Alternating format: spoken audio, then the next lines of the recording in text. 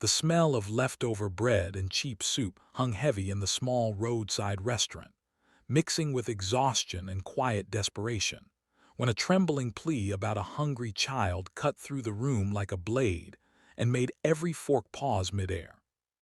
A mother stood near the counter with tired eyes and empty hands, her body shielding a small child whose face had learned hunger far too early, and no one yet knew that this ordinary, forgotten moment was seconds away from colliding with a life that would change everything when a powerful CEO walked through the door. If you believe in kindness, second chances, and the idea that one moment can change an entire life, please like this video, comment your thoughts, share it with someone who needs hope, and subscribe to our channel Soul Tales so these stories can reach more hearts. The restaurant was not a place people came to dream. It was a narrow room with scratched tables, flickering lights, and a menu chosen for survival, not pleasure. Workers sat hunched over plates, counting coins in their heads while chewing slowly, stretching each bite as far as it could go. Near the entrance, the woman stood frozen between pride and desperation, her clothes clean but worn thin by time, her hands shaking as she explained her situation to the staff. She had not asked for charity at first.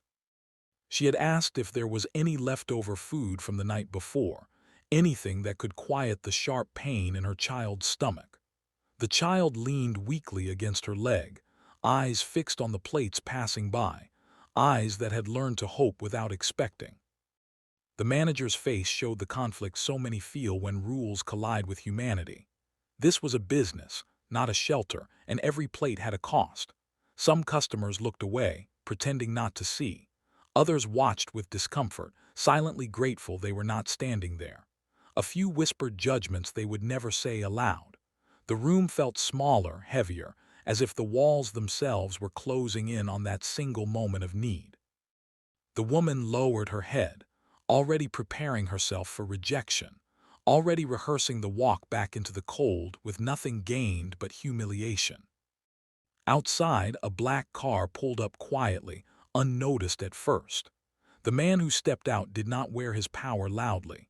He was dressed simply, a long day written into the lines of his face, the weight of decisions that affected thousands resting on his shoulders. He was a CEO known for sharp deals and unbreakable standards, a man whose name moved markets, yet tonight he had chosen this restaurant because he wanted something ordinary, something that reminded him of who he once was before success wrapped him in glass towers and boardrooms. As he walked in, his presence shifted the air, not because people recognized him, but because some people simply carry gravity with them. He noticed the silence before he noticed the reason for it. His eyes followed the tension to the counter, to the woman and the child, and something in his chest tightened in a way no financial loss ever had. This scene was not new to the world, but it was new to him in its rawness, its closeness, its refusal to be ignored. He did not interrupt.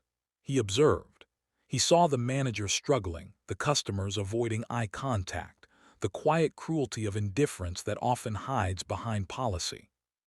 The woman finally turned as if to leave, her shoulders collapsing inward when the CEO took a step forward. He did not announce himself.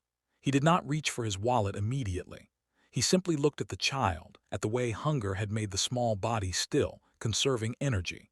Memories rose uninvited, of a childhood where meals were uncertain and pride was the last thing left to hold onto. Success had not erased that part of him. It had only buried it deep. What happened next unfolded slowly, deliberately, as if time itself had decided to pay attention.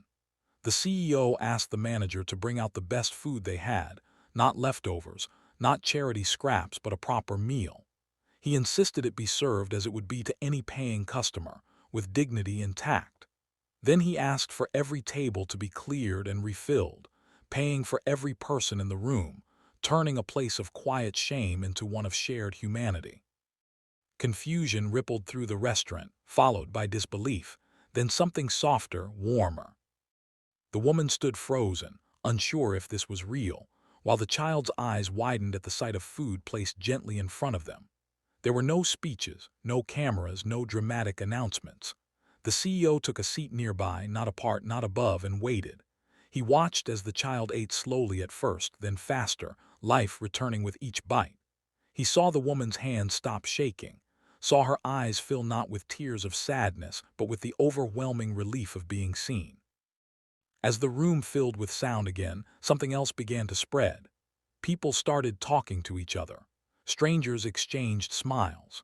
The restaurant, once a place of survival, became a place of connection. The CEO spoke quietly with the manager about setting up a system so no child would ever leave hungry again, a simple fund that would quietly cover meals when needed, no questions asked. He asked the woman about her life, not out of curiosity, but concern, learning about a series of small misfortunes that had stacked too high to escape alone. By the time the plates were empty, the night had changed direction. The CEO offered support beyond the meal, not as a savior, but as someone extending a hand. He connected her with resources, with opportunities, with a future that did not rely on begging for leftovers. When he finally stood to leave, the room felt different, as if everyone there had been reminded of something important they had almost forgotten.